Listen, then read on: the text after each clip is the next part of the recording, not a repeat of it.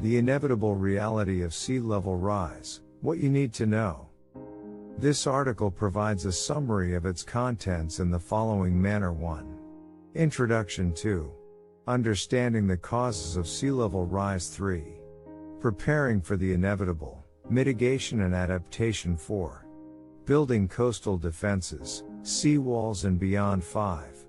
Relocating vulnerable communities, a difficult but necessary option. 6. Improving disaster preparedness and response. 7. Conclusion. 1. Introduction. Climate change is having a profound impact on our planet, and nowhere is this more evident than in our oceans. Rising sea levels are causing flooding, erosion, and storm surges in coastal communities around the world, and experts warn that these impacts will only get worse in the coming years. In this article, we will explore the causes and effects of sea level rise, as well as the potential solutions that can help mitigate the damage. 2. Understanding the causes of sea level rise.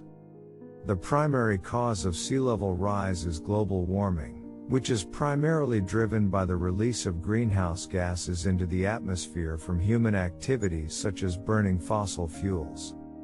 As temperatures rise, the oceans absorb more heat, causing water to expand and sea levels to rise.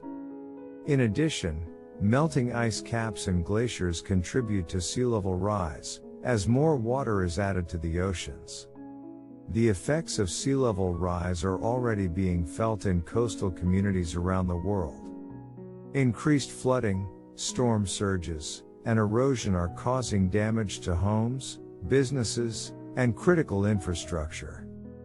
Low-lying areas are particularly vulnerable, with many small island nations and low-lying cities facing an existential threat from rising sea levels. 3. Preparing for the inevitable, mitigation and adaptation. Mitigation measures that reduce greenhouse gas emissions are critical to slowing the rate of warming and mitigating the impacts of sea level rise. This includes transitioning to renewable energy sources, improving energy efficiency, and reducing emissions from transportation and industry. However, even with aggressive mitigation efforts, sea level rise is inevitable, and coastal communities must also prepare for the impacts of rising seas through adaptation measures. This includes building seawalls and other coastal defenses, relocating vulnerable communities to higher ground, and improving disaster preparedness and response. 4. Building coastal defenses, seawalls and beyond. One of the most common adaptation measures for coastal communities is building seawalls and other coastal defenses to protect against storm surges and erosion. While seawalls can be effective in the short term, they are not a panacea. Seawalls can increase erosion and alter coastal ecosystems, leading to unintended consequences. In addition to seawalls, there are other types of coastal defenses that can be employed, such as artificial reefs, sand dunes, and wetlands. These natural defenses can provide protection against storm surges and erosion, while also providing habitat for marine life and improving water quality. 5. Relocating vulnerable communities, a difficult but necessary option. In some cases, relocation may be the only viable option for coastal communities facing rising seas. This can be a difficult and emotionally charged decision, as communities may be forced to leave their homes and their way of life. However, it may also be the safest and most responsible option in the face of an existential threat. 6. Improving disaster preparedness and response. Emphasizes the importance of enhancing disaster preparedness and response capabilities of coastal communities irrespective of the adaptation measures taken. To achieve this, it is crucial to develop comprehensive evacuation plans, reinforce critical infrastructure, and enhance communication and coordination among emergency responders. By developing evacuation plans, communities can better prepare for and respond to natural disasters such as hurricanes, tsunamis, and floods.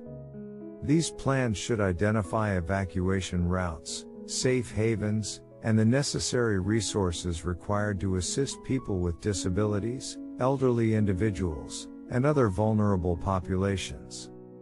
Strengthening critical infrastructure is also vital to mitigate the impact of disasters on coastal communities.